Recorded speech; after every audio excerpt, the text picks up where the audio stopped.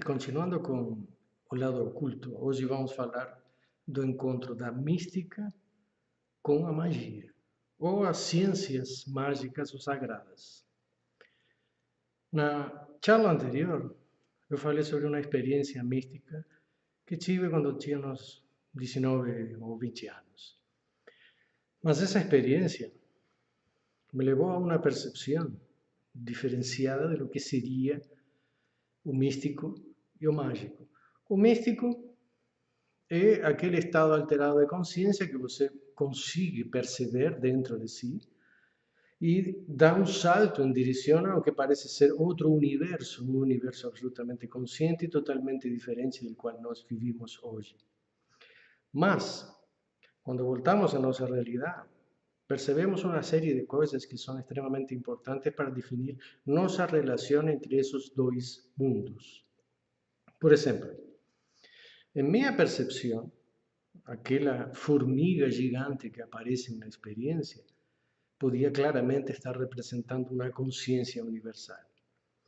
E nessa época, ou poucos anos antes, eu estava estudando justamente as formigas e suas organizações sociais, suas fórmulas de interrelacionamento, de sobrevivência, etc. Então, é muito possível que minha mente, percebendo algo em um plano místico, me trouxesse uma imagem simbólica associada a essa representação. Também é possível que, se estivéssemos no Egito, essa mesma representação poderia ser dada por uma enorme vaca sagrada que alimenta o universo. Ou o símbolo de uma vespa. Ou em outras pessoas, outras figuras simbólicas totalmente diferenciadas. Um elefante sagrado que representa a consciência do universo. Então, temos que entender que cada experiência mística, ela se filtra através de nosso ser e se transforma em uma linguagem que, em princípio, é compreensível só para nós. Agora, é claro que se eu vou discutir com um indiano de que a imagem da consciência sagrada não é o elefante sagrado, nem é a vaca sagrada egípcia, nem é a vespa, que é uma formiga, eu vou entrar em um atrito com outras pessoas que tiveram a mesma experiência, só que com uma simbologia absolutamente diferenciada. Por isso, a experiência mística é absolutamente individual. De aí, nós vamos a avaliar outros elementos da própria experiência. 4 personagens que estavam junto de mim nessa pirâmide truncada, eu pude entender que estavam associados a quê? A 4 elementos. Os 4 elementos da natureza, da própria existência. E eu, no centro deles, nesse altar, seria a fusão desses 4 elementos. E esses 4 elementos, quando se combinam, formam um quinto elemento, que é o ser. É decir, todos nós. Cada um de nós é um quinto elemento, que tem uma relação direta com o universo. Foram esses detalhes dentro da experiência mística que me levaram a estudar a matemática desses 4 elementos, é decir, seus nomes originais em hebreu, na língua egípcia, os deuses que representavam, as forças primárias que eles representam e seu processo de combinações matemáticas. Em cima de um triângulo, cada um, a simbologia da Trindade, que representa as polaridades positivo, negativo e neutro. Então, vemos que cada elemento tem um lado positivo, um lado negativo e uma energia neutra criadora.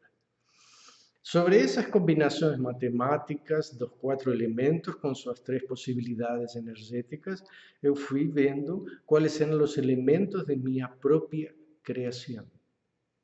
E tentar entender qual é o quinto elemento, o número que me une ao universo. Isso é o estudo da magia ou das ciências sagradas. Mas conheço centenas de pessoas que me falam da magia, mas nunca tiveram uma experiência mística. É como você se encontrar alguém que anda de capacete e não tem a moto. Então, Não tem um sentido. Está cheio de gente que estuda, lê livros e faz práticas mágicas sem passar pelo processo místico do estado alterado de consciência. O estado alterado de consciência é o meio que nos leva à percepção do mundo mágico. As percepções que temos dentro da mística são todas absolutamente diferenciadas. Não existe um místico que tenha a mesma sensação que o outro, ou a mesma percepção. Temos percepções generalizadas, parecidas, mas a simbologia é própria de cada indivíduo.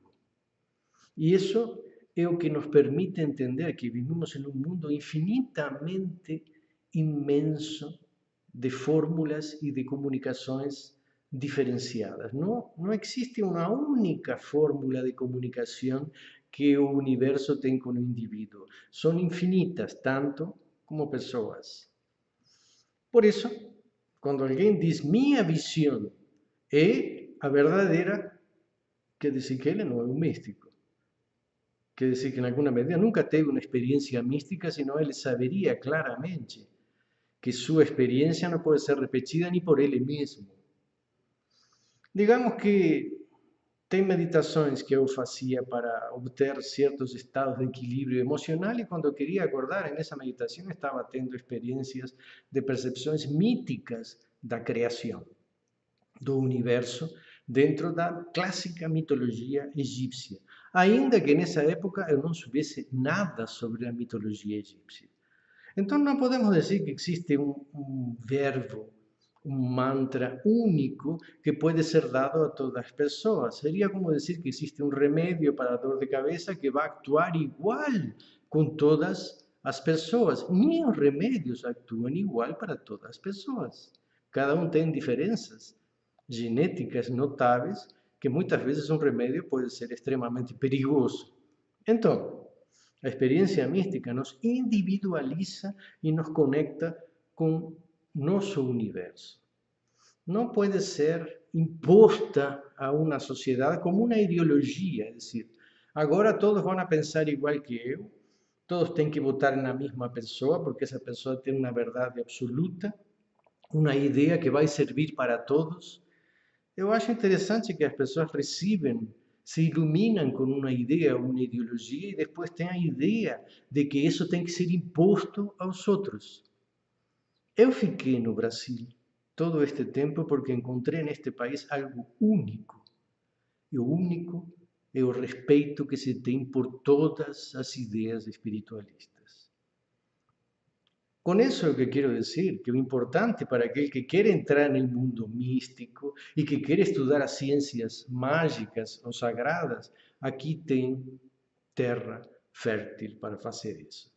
Vocês podem conhecer dezenas, em Brasília, centenas de pessoas que estudam o mundo místico e espiritual, com suas ideias diversas e com meios ou caminhos para atingir estados alterados de consciência.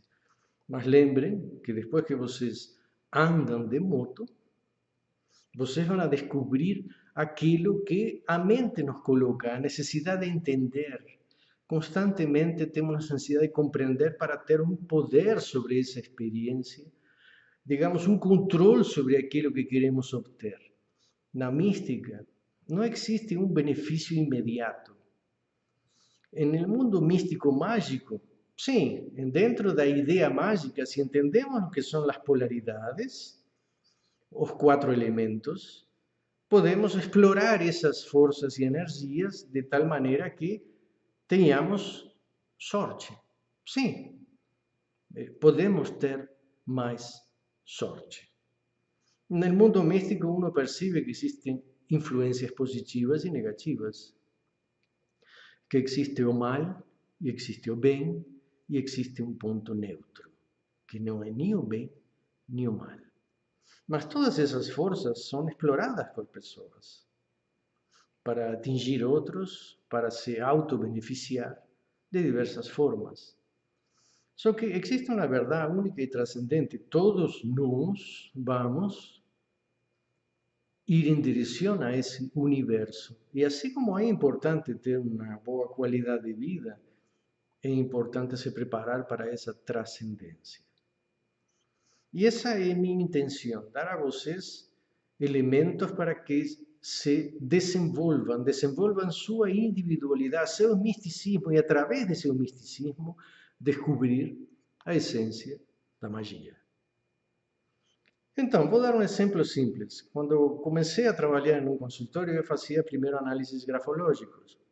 E, através da assinatura, eu podia perceber coisas. Na primeira vez que vi as assinaturas, eu vi que podia, através de divisão desse escrito da assinatura, dividi-lo em partes, de acordo à idade de cada pessoa, podia perceber coisas que iam acontecendo. Mas isso não estava escrito em livro nenhum. Isso foi fruto de um processo intuitivo místico. É decir, por que digo intuitivo místico? Porque a intuição não viaja através do tempo. A mística, sim, podemos ir ao passado e através de uma assinatura, através de um rabisco que ascendia, descendente, uma separação entre um nome e o outro, eu podia perceber que mudanças, a perda de uma gravidez de uma mulher, conflitos de separação, crises econômicas. E através desse sentir a assinatura da pessoa, podia falar de todo o seu passado. Claro que isso era sentir. Com o tempo fui vendo que certos símbolos se repetiam de uma pessoa para outra. E a experiência mística já deixou de ser necessária. E simplesmente era a razão. Isto representa aquilo, isto representa separação. Isto que começou um novo emprego, largou uma faculdade, foi pegar outra, e aos poucos aquilo que veio da mística se transformou em uma ciência racional, mas partiu da mística, de um fenômeno irracional e desconhecido. Mas nosso cérebro precisa compreender, racionalizar, controlar o conhecimento. Isso, sem dúvida, para mim foi o que Freud tentou de fazer com o psicoanálise. Algo que partiu de um fenômeno absolutamente intuitivo, místico, experiências de hipnose que ele tinha, de percepção que eram só deles, ele tentou trazer isso a um processo científico. Tentou. Acho que conseguiu fazer algumas coisas, sim. Como eu, quando eu comecei a fazer o simbolismo da assinatura e começar a traduzi-lo num plano racional, muitas pessoas aprenderam a andar de moto com o capacete, só que a moto não era deles, era a minha moto. Então a experiência deles perceber isso era uma experiência que vinha através de outra pessoa, de mim, e não deles. Então, o que eu quero que vocês entendam que é importante, porque a experiência mística leva diretamente vocês a uma fórmula de conhecimento imediato, uma ciência clara e absoluta que se dá de forma espontânea e, como falei, e de imediato. Baixou, vocês sabem. Como sabem? Por que sabem? Não tem uma explicação racional. Mas vocês vão aprender de formas diretas, que não passam através do cérebro. Esse tipo de conhecimento não tem a ver com intuição, tem a ver com estado alterado de consciência e comunhão com uma consciência maior.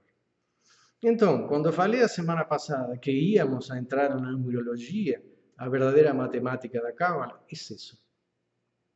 Vocês têm uma experiência mística e depois la transformam em números. Tudo é matemática.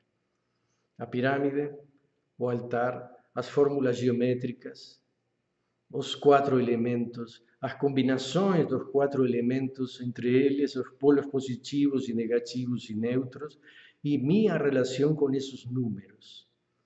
Quando vocês começam a estudar Cábala, em sua essência, vão ver que toda a Torá, por exemplo, a Bíblia, escrita em hebreu, é uma combinação absoluta de números. Todo o que está escrito na Torá são números, sons, cores e músicas. Digamos que a ciência mágica é uma ciência sinestésica. Não se pode estudar a ciência mágica em castelhano, em português, em inglês. Se vamos a estudar Cábala, temos que estudar em hebreu. Não tem como fazer isso de outra forma. Estudar o Gênesis, o Bereshit. Bereshit bara Elohim. Em princípio, criaram os deuses. São todas combinações numéricas. Quando você começa a ter a experiência mística e imbuir-se da relação entre nosso mundo que nos rodeia e a matemática, você vai descobrir parte de uma ciência sagrada oculta em você. Então, por hoje, foi muito bom ter estado com vocês. Vamos continuar com outros segredinhos na próxima charla.